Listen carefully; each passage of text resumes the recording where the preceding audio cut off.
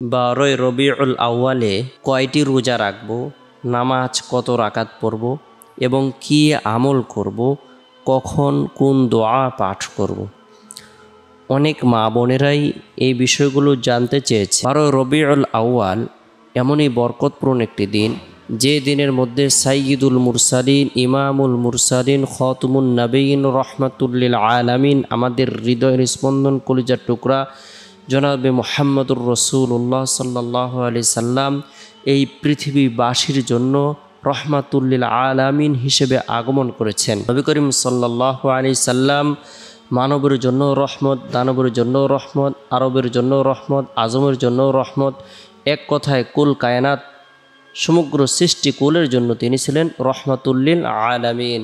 আল্লাহ তাআলা পবিত্র কালামুল্লাহ শরীফের মধ্যে ইরশাদ করেছেন, ওয়ামা আরসালনাকা ইল্লা রাহমাতাল লিল আলামিন। হে মুহাম্মদ সাল্লাল্লাহু আলাইহি সাল্লাম, আমি আপনাকে সমগ্র বিশ্ব জগতের জন্য রহমত স্বরূপ প্রেরণ করেছি। সূরা আম্বিয়া আয়াত নং 107। নবী করিম সাল্লাল্লাহু আলাইহি সাল্লাম সারা পৃথিবীবাসীর জন্য রহমত হিসেবে আগমন করেছেন 12 রবিউল আউয়ালের দিন। এই দিনটি আল্লাহ তাআলার কাছে অনেক পছন্দনীয় একটি দিন, বরকতপূর্ণ একটি দিন, মাহাত্ম্যপূর্ণ একটি দিন, তাৎপর্যপূর্ণ একটি দিন, ফজিলতপূর্ণ একটি দিন।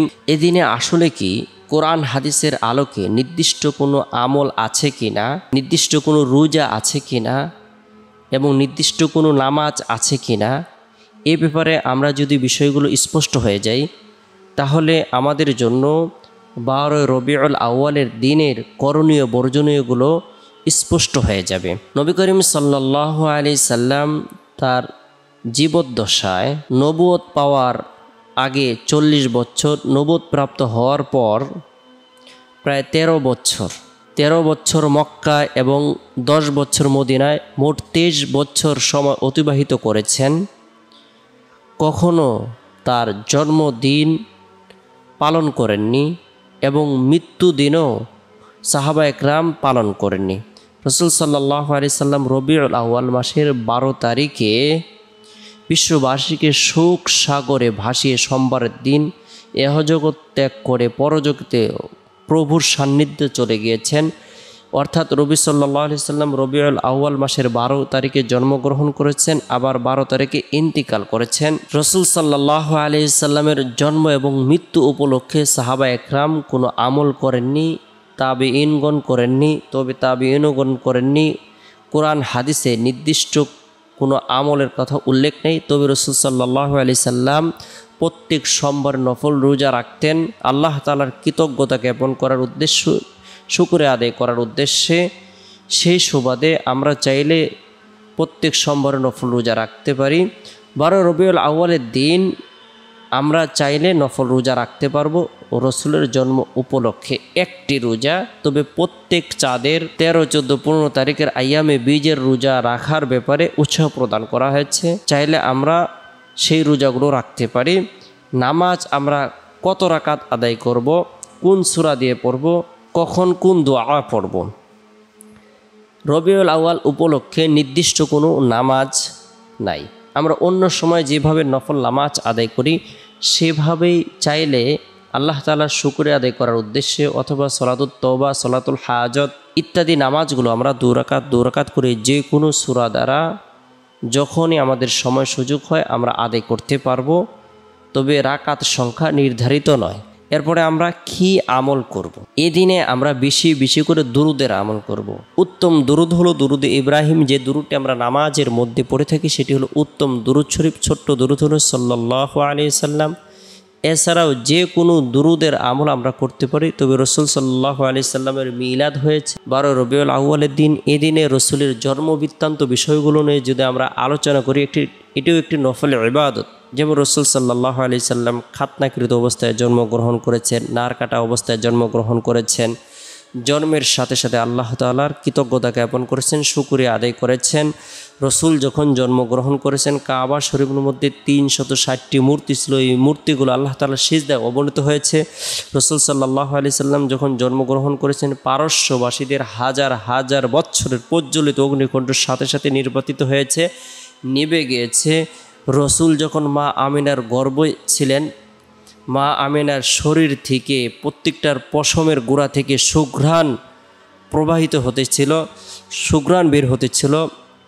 মা আমেনাকে কুল কায়নাতের মাখলুকাত সালাম প্রদান করতেছিল। আকাশের তারকা, চন্দ্র, সূর্য, বালুকা রাশি, পাথর, মেঘমালা সব কিছু রহমাতুল্লিল আলামিনের বরকতে মা আমেনাকে সালাম প্রদান করেছে। সুবহানাল্লাহ।